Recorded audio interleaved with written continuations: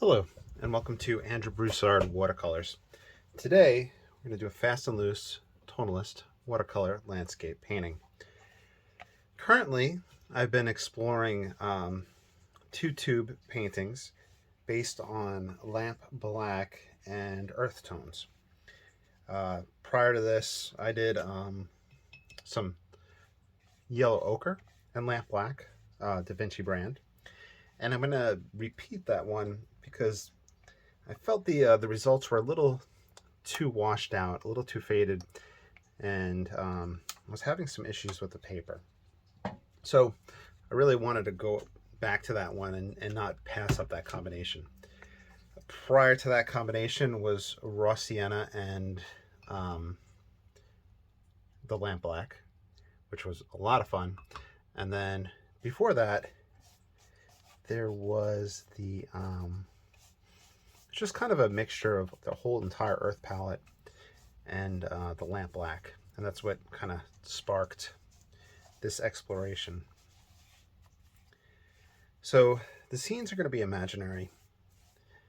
I often take photos with my phone, but a lot of the times I just don't get around to using those actual photos. And you're always welcome to follow along. Would love to see your results. Feel free to send me a message online, tag me in social media. I have that stuff linked down below. And of course, you're always welcome to sign your name to anything you do when you follow along.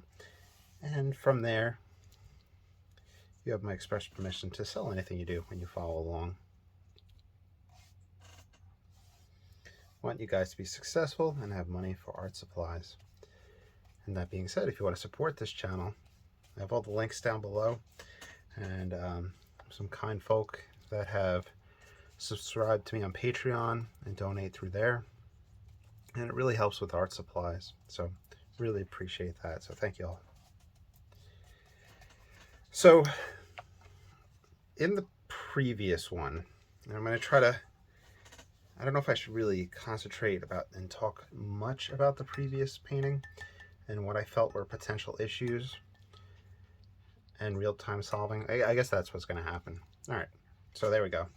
We have the topic and the content for the video. So in the previous one, I really loved the absolute juiciness of the mixture of these two colors. I believe lamp black and yellow ochre are two of the four colors for the Zorn palette, and used to create a green, or at least the illusion of green. And the lamp black is your dark or your blue. So going on and Wet and Wet, I really loved it, but I knew that once it dried, and I just saw that happen real time, I was going to have a huge tonal shift. With watercolor, if you're painting Wet and Wet, that when that water is removed, it's going to lighten things up. And the darker pigments are really big culprits for this. If you want to go into immense detail with it, you can look on handprint.com, and he actually describes the degrees of shift that take place with different pigments. That being said, just an easy way to describe it is a little quote or a summary from a Ron Ransom book, where he would wet his paper and go heavy in the sky with Payne's Gray, and people watching him paint would gasp at how much Payne's Gray is putting in and how dark it was, only to see later on when it dried off how light and how much it softened. So that's something to keep in mind, and that's part of exploring your personal palette and exploring the pigments that you're working with, seeing what's going to happen and learning to anticipate those things. We could go in the other direction of using the gouache. Gouache will sit on top of paper as opposed to really sinking into it. I believe that's the case, that it's more granular, but I don't want the heavy application of black. I want to be able to selectively apply it. I think potentially watering down the black wash would be a way to go, but that's just another experiment for another day. Taking the hake and applying in this fashion and just going back and forth with the paper towel and adding that texture in, darkening and light and softening, just going back and forth is just a lot of fun.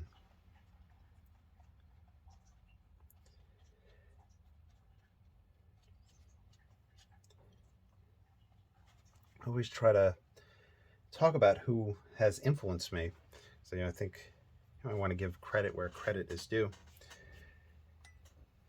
And I would say in the beginning, I think even before I stumbled across Ron Ranson, and I came across Ron Ranson through Stephen Cronin and David Usher. I think before them, I was looking at books from Zoltan Szabo. I think a lot of his paintings, or at least his introductory work, were wet and wet. That's something to... I'll pull out one of those books one day. We'll do a book review of one. Zoltan Szabo, unfortunately, is deceased, but tons of painting and works out there and books out there by him. Just somebody that was experimenting all the time. And sometimes I think people personally learn better from books. You just have your different types of learners.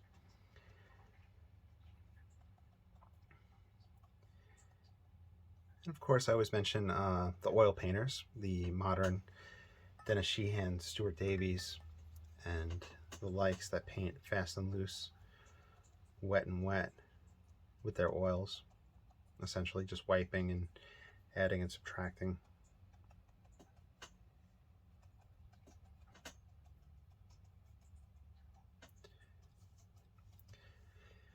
I find then this has been a reoccurring theme in my exploration of painting, that with the sky, I can't play around too much. I think at this point I'm just going to leave that sky alone, where it very easily just starts becoming overworked. So we're going to focus on the foreground, just the landscape itself, and how it's going to extend up into the sky.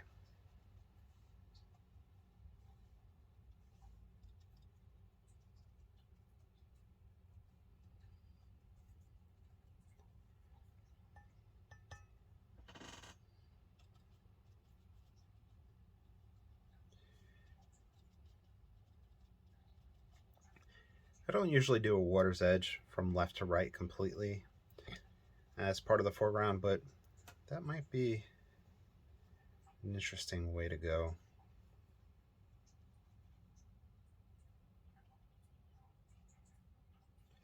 Let this recede back.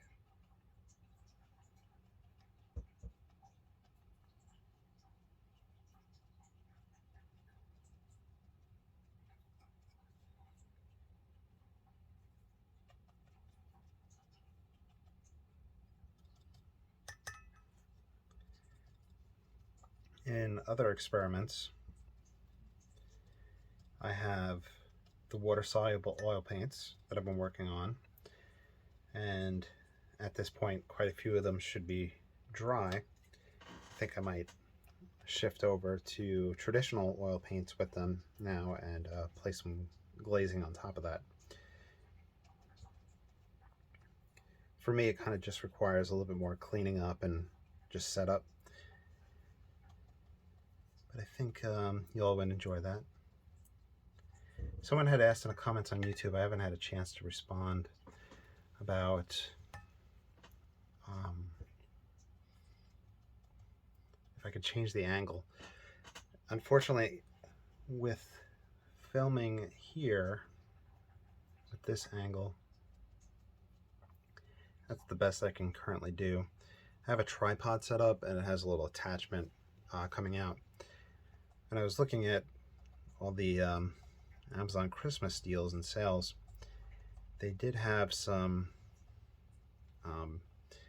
pieces that would clip onto a table and be all bendy and hook up. But I was looking at the comments, and some people were like, it's great while it lasts. So I don't know what people are using out there.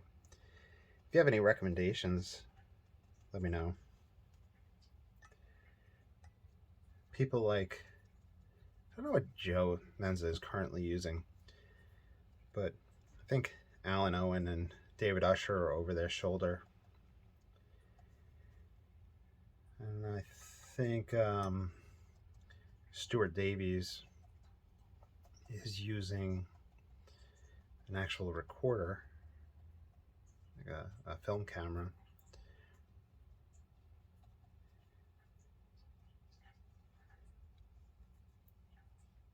I don't know if anybody has any recommendations on what I can look into. But I'm happy with the quality. I know that the angle is a little rough for some people. So maybe what we can look into is kind of doing an over-the-shoulder view, or at least for some oils. So I lay them flat usually, but I do have a incline I can put them on. Watercolor, since I paint wet and wet, I don't enjoy painting on an angle. The drip is very fun and very expressive, but it's not,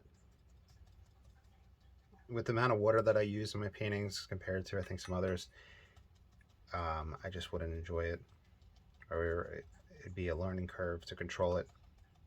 Well, maybe it's something to explore down the line. I'm going a lot heavier with my pigments in this one, and I'm curious if that's going to be one of the solutions to keeping the crispness of this. I did try to withhold my water application in the beginning, even though I did coat it with water.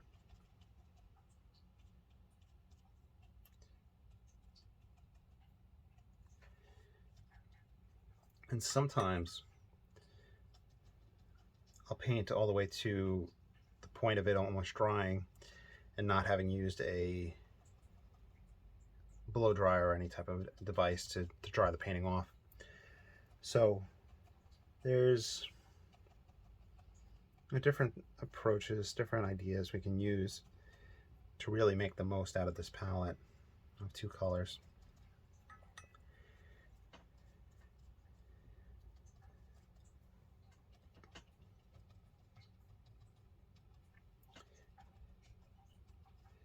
There was a book by Ron Ranson that I keep on referencing, but I need to just get the dang title out and find it. It's about Edward Wesson, I think, and just recounted by his students, and then it goes into the students' works.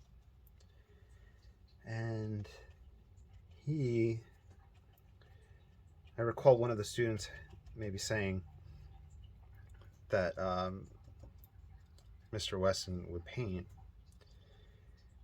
and then turn and talk to people, and then paint some more, then turn and talk to people, like during the lesson.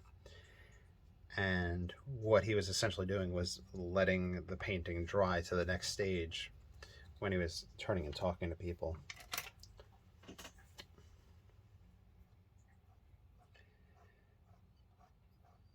Now, we've got really expressive textures taking place with that large deposits of pigment. We can play around and see how it scrapes. I was having a lot of difficulty in the previous one with the scrapeability, and I used some different devices.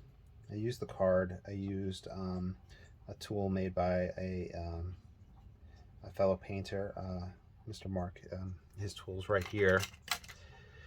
But contrary to what usually happens, it was doing a lot of damage to the paper, and even wide strokes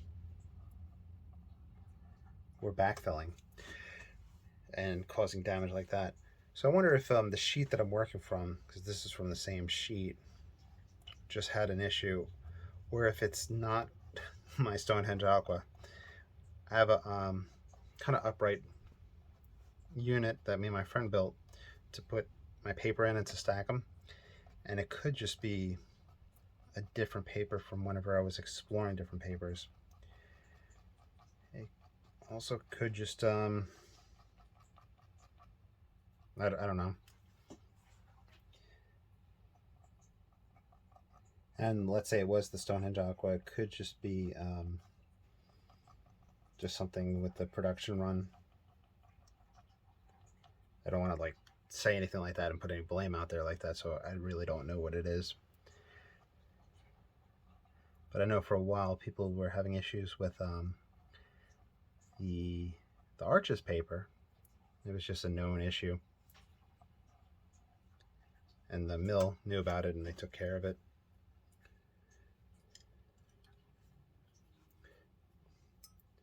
So we haven't done any dry off.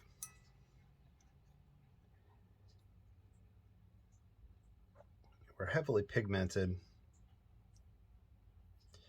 I'm grabbing the number 1.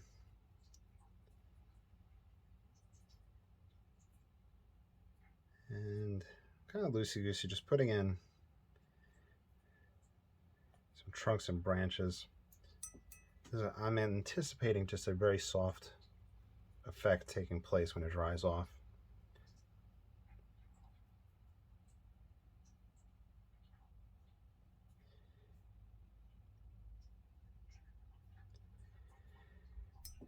And one thing I'll continually make note of is with the black, with the wet and wet, there's areas that just inevitably will dry a little splotchy, something like that. So I'll try to push that pigment a little bit. You'll see that in the previous one.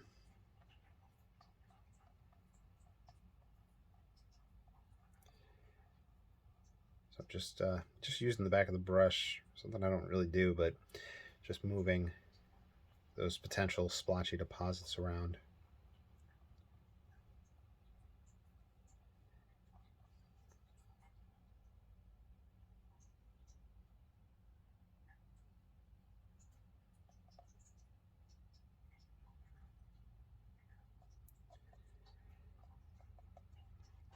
It gives an idea of the size to the scene.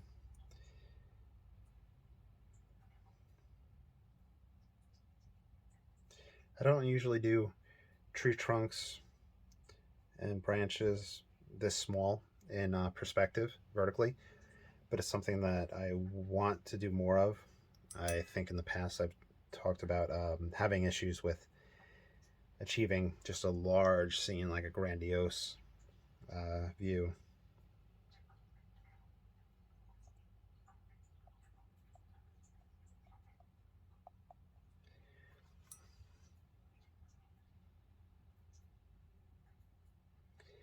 So just taking the number 1 rigger and just getting those small pieces out there.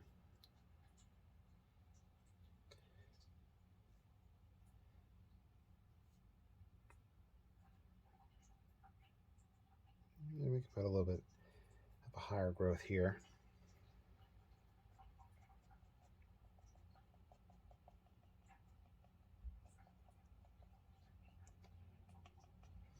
Let's put a little bit on the side.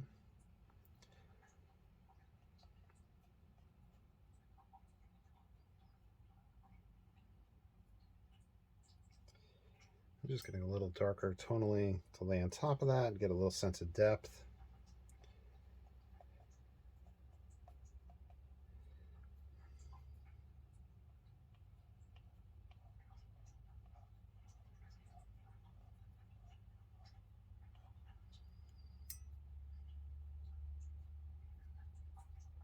We could even come darker, more forward in the picture plane, in the foreground here.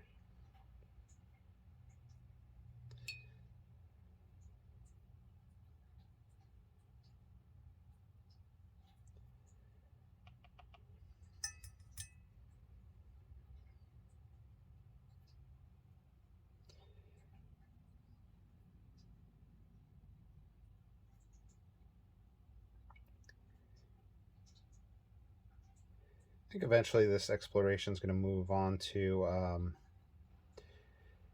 we did raw sienna, playing with the yellow ochre.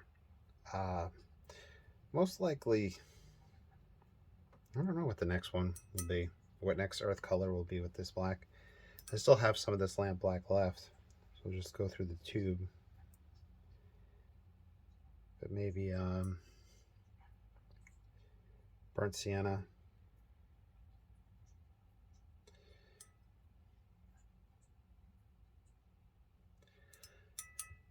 Burnt sienna, or maybe that, and then light red oxide.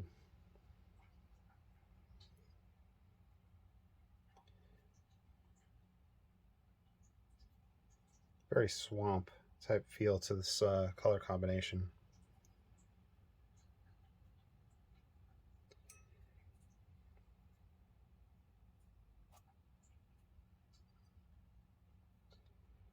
The diffusion, the wet and wet, a lot of artists will use that for the illusion of ivy and moss growing around objects.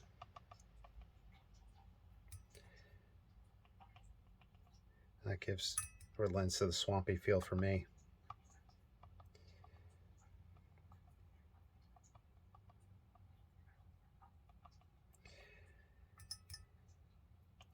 Down here in Louisiana, we have the big oak trees, and the big oak trees have their, I guess, the ferns that grow on them.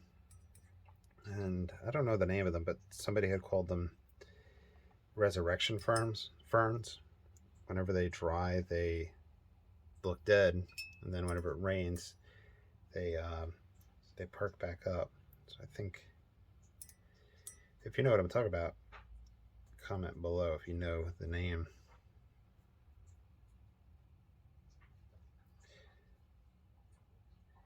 We also have a lot of just the moss, or the Spanish moss, hanging on things.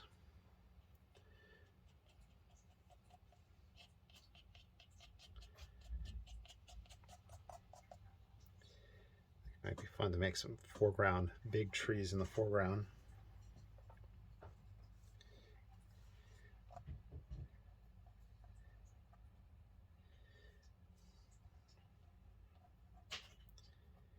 Maybe right in here is where I'll bring it. Kind of marking out that tree.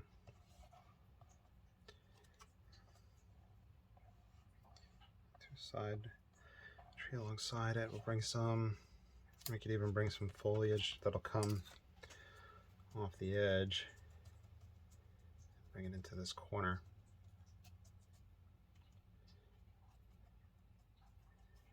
Just prepping a little bit of foliage for these trees that I'll do here.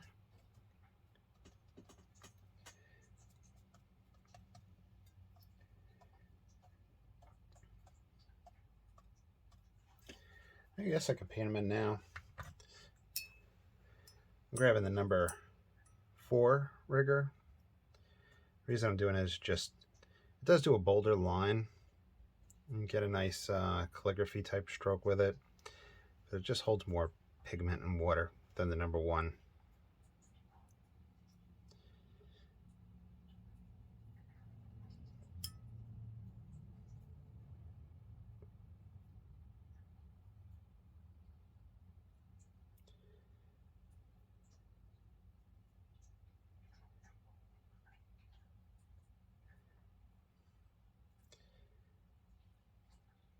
So another one right here.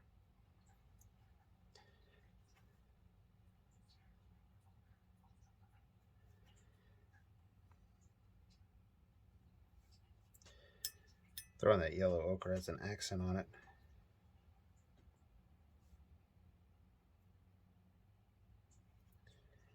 And since it's wet and wet here, we can say that that's just a mossy growth.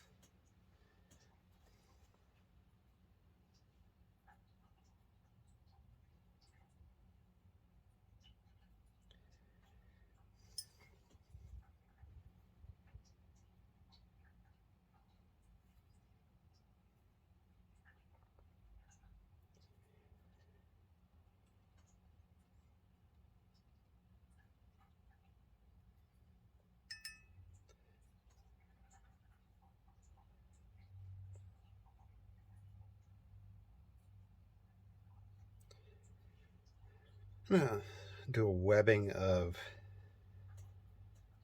branches. First, we'll do a little side swipe. I really, you kind of learn what you want to do and what you don't want to do within a painting, and how you are personally.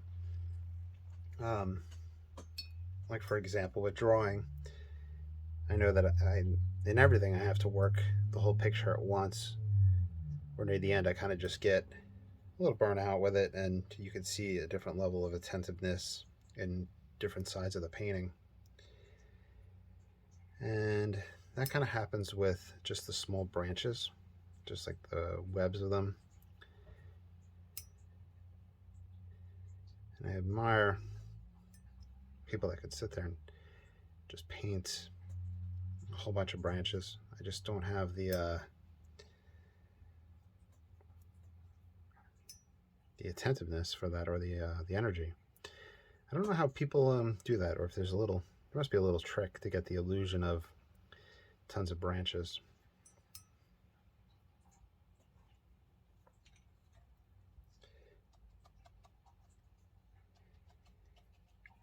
Just like a hake brush illusion for a ton of foliage.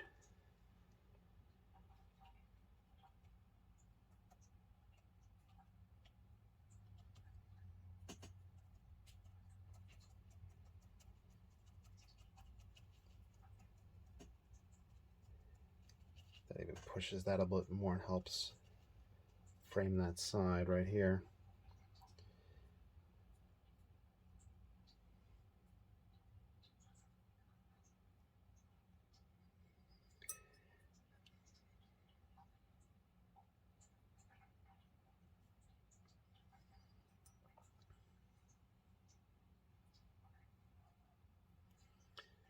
Let's bring ourselves a branch coming up and out.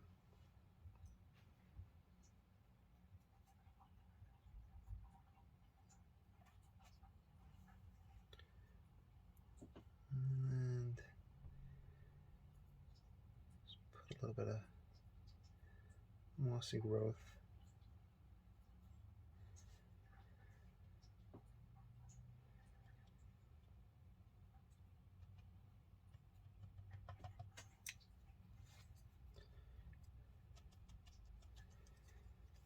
I think now we can do a dry off. You could potentially get some scraping in, and some other interesting marks right before then. Yeah.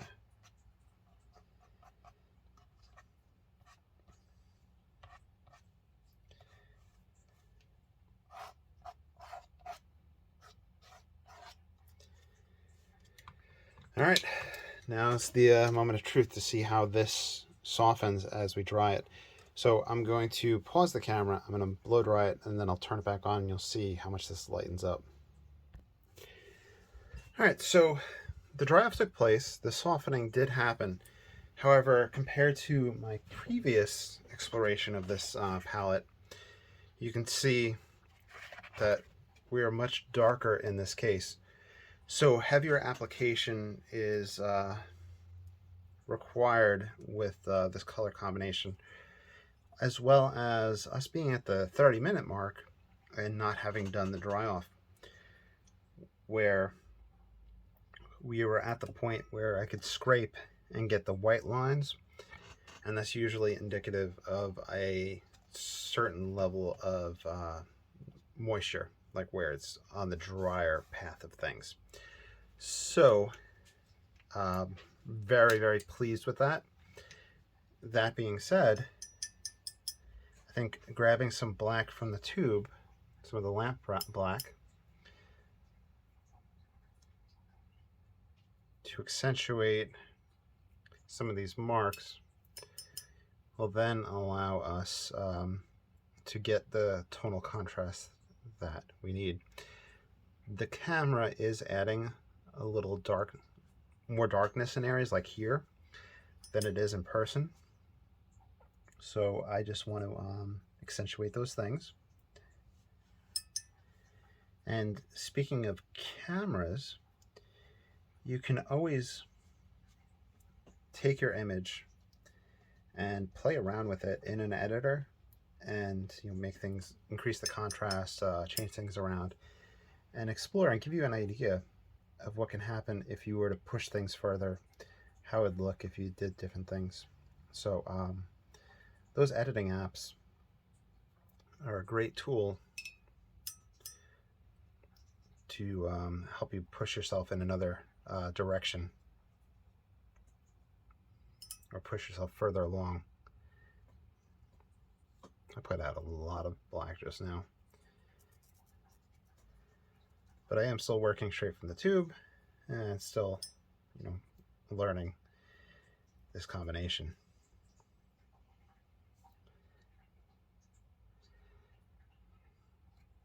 For me, especially coming from a background of Ron Ranson, Stuart Davies, Dennis Sheehan, David Usher, excuse me, I'm just trying to think of the watercolorists, Alan Owen, Ron Ranson, James Fletcher Watson.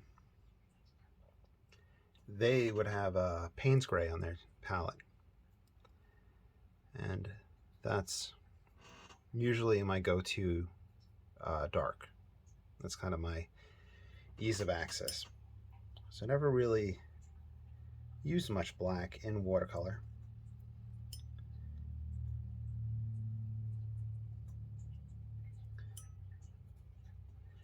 And Payne's Gray is usually a mixture of black and the blue.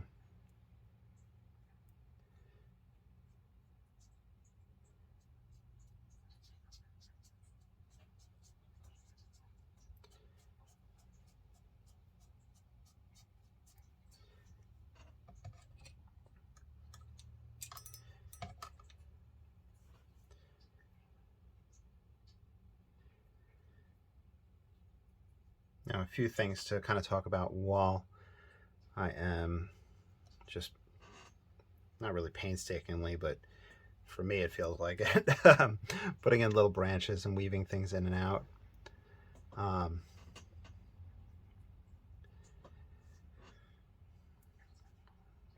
Within just some kind of like tonal theory and ideas of light,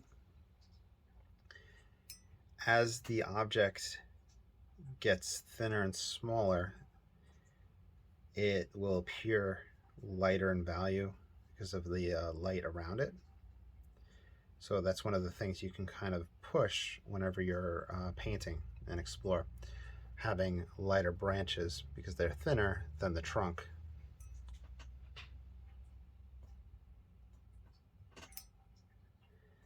That being said, the book that I saw that in, I think it is Carlson's Guide to Landscape Painting. I reference that book a lot. I think that's probably a book that everybody should have in their collection. Though it is geared towards oils. And I think he discourages watercolor because of the difficulty of the medium.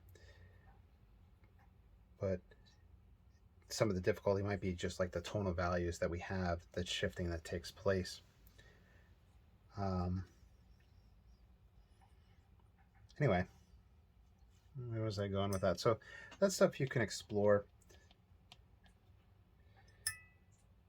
Explore lost and found edges. We have tons of interesting, beautiful texture when you really look into it, that it's probably not even necessary to mess around with. Just adding some of these details and then letting things be. At the end of the day, yellow ochre and lamp black, I'm really enjoying this combination of colors. With the heavier application and the wet and wet softening that took place, it is, I don't know, to me, indescribable.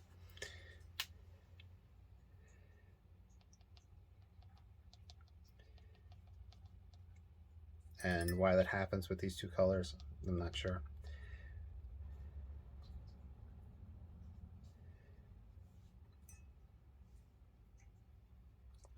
And I know I mentioned the brand that I'm using. I'm using Da Vinci brand for these.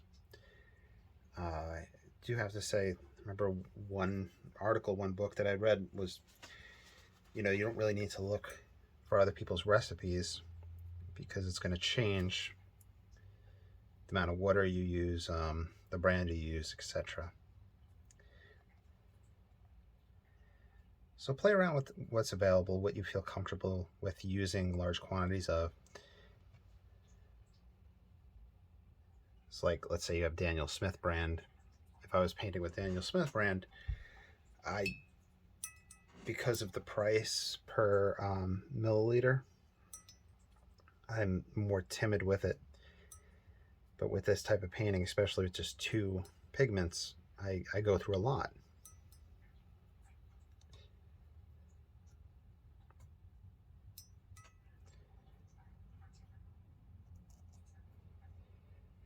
But if there's anything that you'd like me to explore, I'll see if I have it, and if not, I'll see if I can get it and add to the tools. I hope that helped, that accenting. Let's pause it and take a look here. So at this application, the black is really holding up. There's an effect taking place called bronzing. Bronzing is whenever you have a heavy application of a pigment and it gives a sheen or a leathery look, etc. The Joe Menza came across that term on handprint.com, and since me and him will do heavy applications at times, this is something we've talked about and looked for, and he has some solutions to get rid of it, and there are some other ideas. I haven't tried them, so I'll kind of leave that to Joe, or maybe next time me and him and Matthew Clemens film a live talk, we can discuss that. But that being said, I think being concerned about it really isn't too much of an issue, because if a painting was to be matted and put underneath glass, or I guess if you were to varnish a watercolor, if you were to spray it, it's going to hide that effect, so you don't really have to worry too much.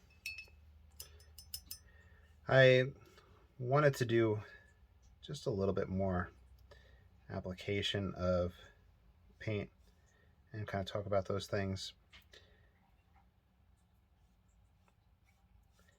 Also have a kind of weird meeting point in this painting. You see this coming up, and now even here, as I'm trying to adjust that, that's happening as well. And I also wanted to play a little bit with some dry brushing of the yellow ochre, just to see how that accented things. In a moment, I'll wrap up the video and we'll sign it. And, you know, I hope you enjoyed. And of course, you're always welcome to follow along with anything that I do in any of these videos, like I had said at the beginning. And I would truly love it if you tag me and I saw your results or what you're currently painting.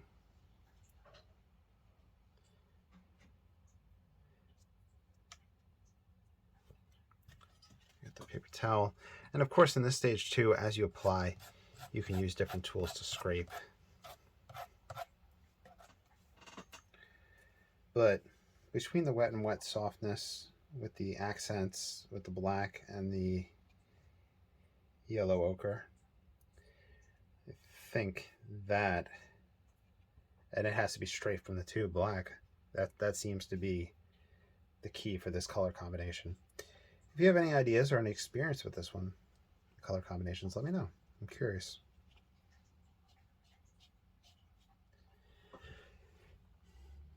We're gonna have to do one last dry off.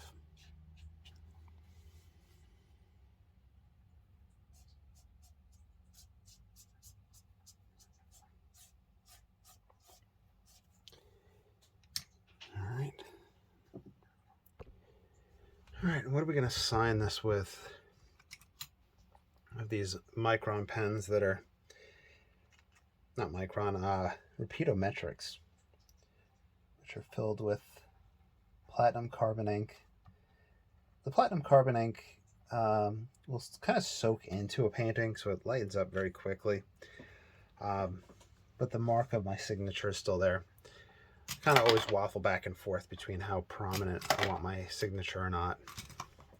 Like the jelly roll would pop out against this very easily. On that note, y'all take care and Happy New Year. Bye.